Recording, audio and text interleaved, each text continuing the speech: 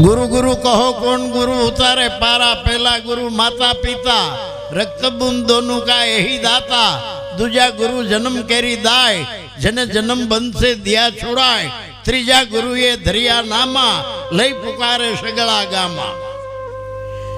त्रीजो गुरु का फैबा का गोर महाराज, એને નામનો ચાંદલો, આજથી તારું નામ ફલાણો ભાઈ। અનામી હતો, એનું કોઈ નામ નહોતું। હું આફ્રિકા જાઉં છું, હમણાં 6 મહિના રોકાઈને આવ્યો। એરોપ્લેનમાં અમારે ચર્ચા થતી હતી કે જે બાઈને એરોપ્લેનમાં ડિલિવરી આવે, એરોપ્લેનમાં જે બાઈને સુવાવડ આવે અને ઈ બાળક આંતરરાષ્ટ્રીય ગણાય। ગમે એ રાષ્ટ્રમાં એને રહેવાનો અધિકાર, પણ એના પુરાવા પાકા હોવા જોઈએ। એટલે બેનને સુવાવડ આવે, આપણે એટલું જ પૂછાય કે બેનને શું આવ્યું, આઘું નહીં હલાય। બેનને શું આવ્યું, હામોથી એટલો જ જવાબ આવશે। કેટલો? કાં કહે દીકરો, કાં કહેશે દીકરી। હજી સુધી કોઈ કહેતું નથી બેનને મુસલમાન આવ્યો, બેનને હિન્દુ આવ્યો, બેનને કોળી કણબી આવ્યો, ઘાંચી મોચી આવ્યો, હઈ હુતાર લુવાર આવ્યો। શું આવ્યું? દીકરો। પછી જે કોમના નામને ઢબ ઢાળ હોય, ઈ નામનો ચાંદલો નક્કી કરે કે આજથી તારું નામ આ ફલાણું ભાઈ। નામ દીધું મોહન। જો કે એનું ઢબઢાળ હવે જાજુ વર્ણન કરું તો નકામો સમય વધારે વ્યો જાય। અનામી હતું, એનું નામ દીધું અને એને પૂછ્યું નથી કે તારું નામ આપીએ તને ગમે છે, ઠોકી બેહાડ્યું।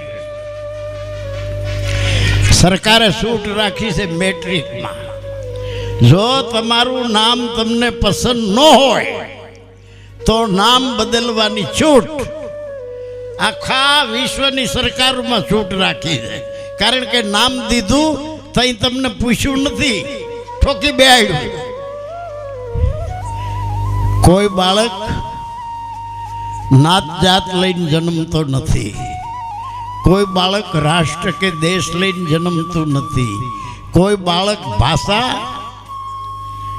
લઈને જન્મતું નથી, બાયરા આવ્યા પછી નાખવામાં આવે છે। સાયકોલોજી નિયમ છે, કોઈ પણ માણસની આગળ 14 વખત ખોટું બોલો તો ખોટું સાચું થઈ જાય। કોઈ પણ માણસ પાસે 14 વખત ખોટું બોલો, ખોટું સાચું થઈ જાય। સાયકોલોજી નિયમ છે। નામ દીધું મોહનો, એની માએ કેટલા ફેરે કીધું મારો મોહન, મારો મોહન, મારો મોહન, મારો મોહન। ઓલાને હાસું થઈ ગયું કે હું મોહનો છું। આ એમ હાસું થઈ ગયું હું હિન્દુ છું, હું મુસલમાન છું, હું પારસી છું, હું ક્રિશ્ચન છું, હું નાગર છું, બ્રાહ્મણ છું, વાણિયો લુવાણો કોળી કણબી। આ સાચું થઈ ગયું। ઈ માયલો તું કાંઈ નથી। સદગુરુ એને કહેવાય કે આ નાખેલ છે એ કાઢી નાખે અને આપણા નિજ રૂપની ઓળખાણ કરાવે। એનું નામ સદગુરુ। સદગુરુ નાખેલું છે ઈ કાઢે, પેલા ચોખ્ખું કરે। તું અનામી છો, તું શુદ્ધ ચેતન આત્મા છો, અને એની જેને ઓળખાણ થઈ જાય ઈ એવું બોલે છે। કેવું? हिंदू कहो तो हम नहीं, मुसलमान कहो तो हम नहीं, 5 तत्व का पुतला आ गेबी बोले से माही। गेबी आया गेब से, वहां कशु नहीं एब। उलट समावी दियो गेब में।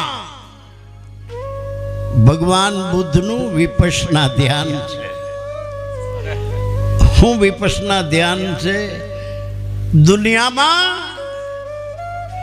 ગમે એટલા ભગવાન હોય, કોઈ ભગવાન આપણને જીવાડતો નથી, કોઈ ભગવાન જીવાડતો નથી.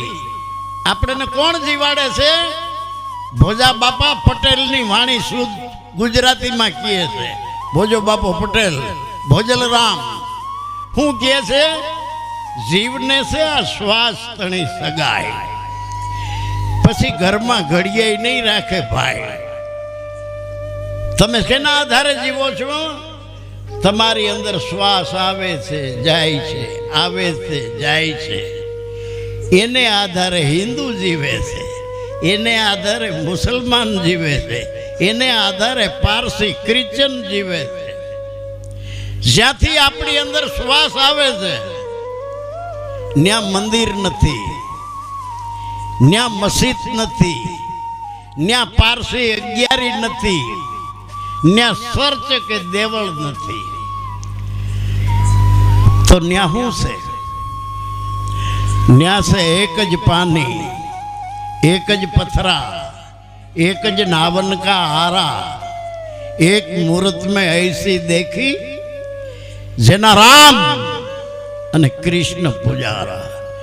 જ્યાંથી આપણી અંદર શ્વાસ આવે છે, રામે ત્યાંથી શ્વાસ લીધો, કૃષ્ણે ત્યાંથી શ્વાસ લીધો, રામાપીરે ત્યાંથી શ્વાસ લીધો, સ્વામિનારાયણે ત્યાંથી શ્વાસ લીધો.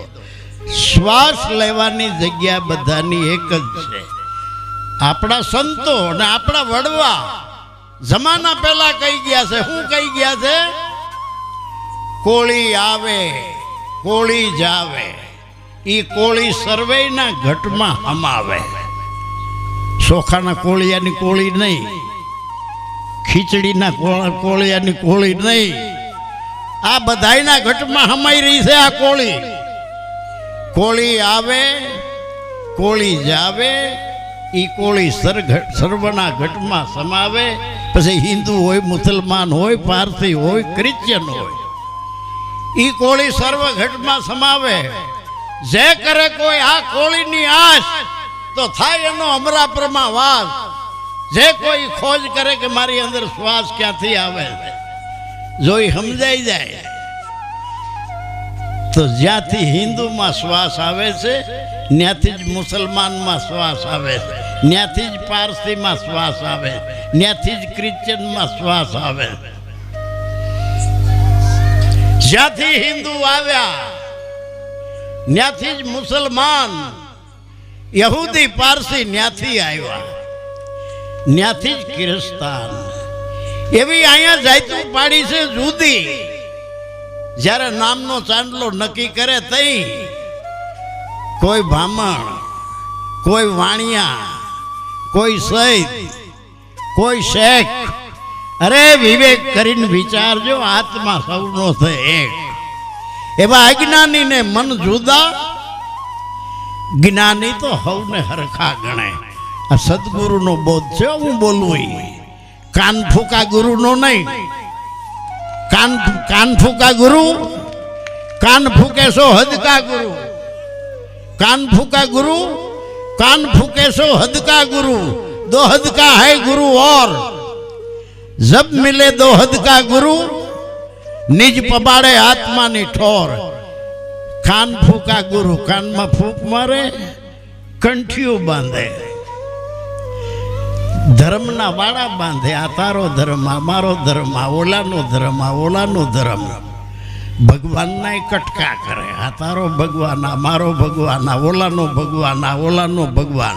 एक बीजा ना भगवान नु नाम नो ले, एक बीजा ना भगवान ना मंदिर में नो जाए. कान फूके, भगवान ना कटका कर्या, धर्म ना वाड़ा बांध्या, कंठियों नोच्યું.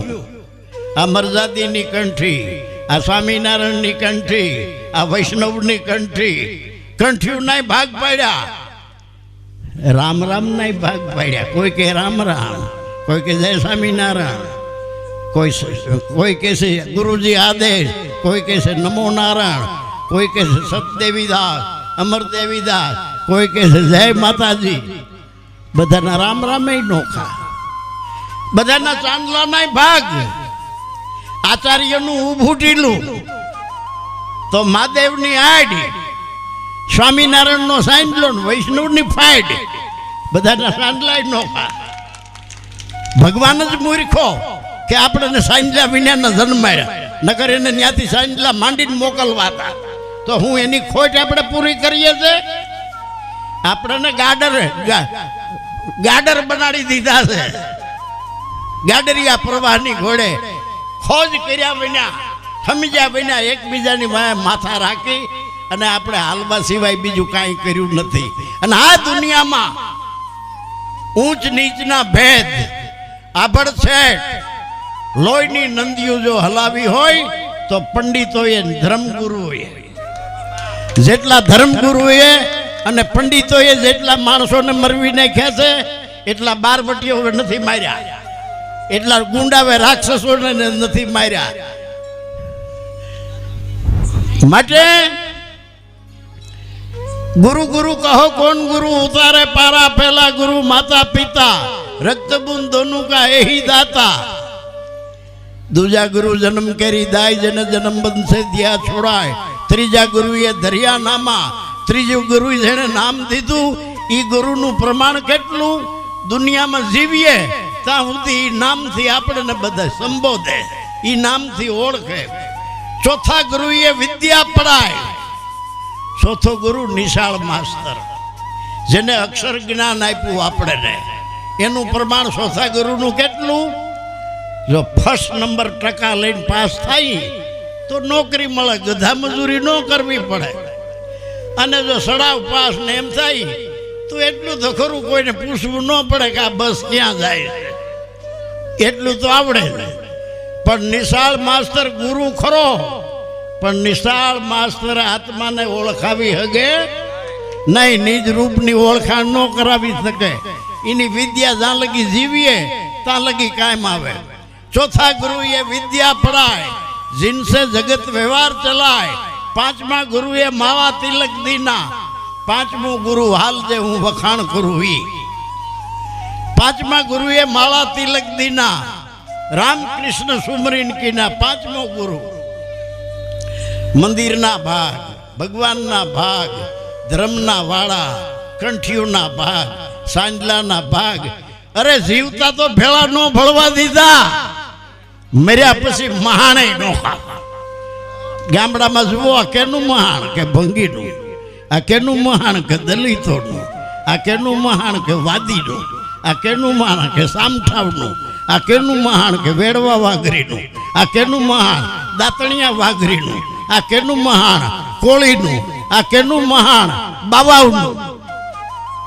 જે દેશની અંદર મર્યા પછી જેના મહાણે નોખા છે એ પ્રજા એક ક્યાંથી થઈ શકે.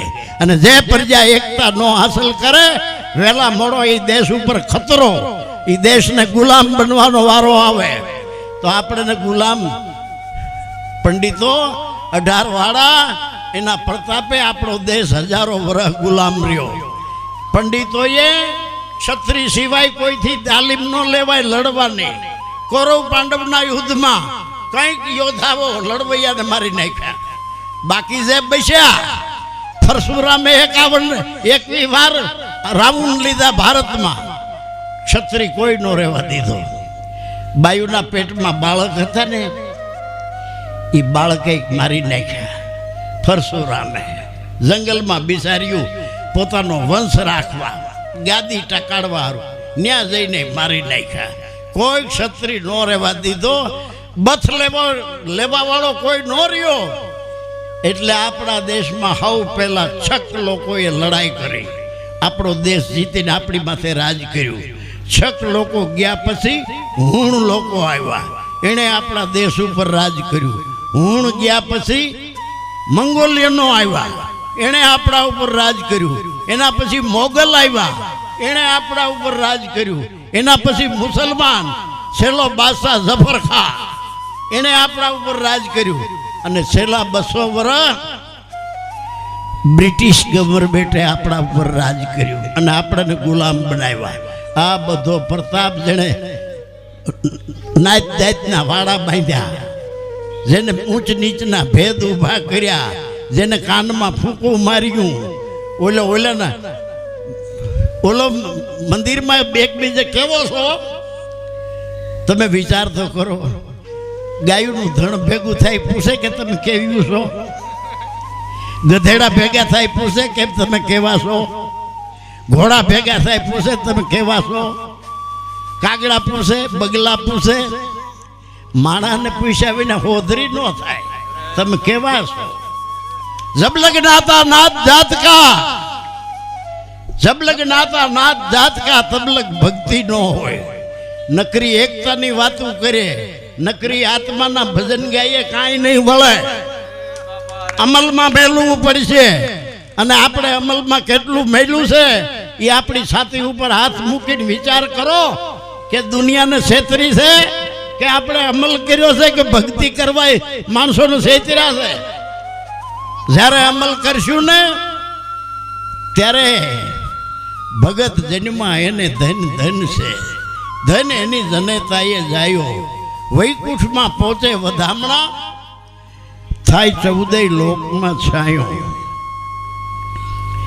હીરો હોય 1.25 લાખનો હીરો, એના માથે લફરા વીટીએ, કંઈક લાંબા, કંઈક ટૂંકા, કંઈક કિંમતી, કંઈક સાદા લફરામાં, કંઈક જાડા, કંઈક પાતળા. લફરા માથે લફરા, લફરા માથે લફરા, લફરા માથે લફરા. હીરો લજાણો નથી, હીરો ખીજાણો નથી, ઢંકાઈ ગયો. એમ આપણો હીરો કહેતા આપણો આત્મા. આને માથે નાચ જાતના લફરા વીટ્યા, માન બડાઈના લફરા વીટ્યા, કુરૂઢી કુરિવાજના લફરા વીટ્યા, દેવ દેવીઓના લફરા વીટ્યા, વાર કવારના લફરા વીટ્યા, સુકન અપસુકનના લફરા, ગ્રહ પનોતીઓના લફરા.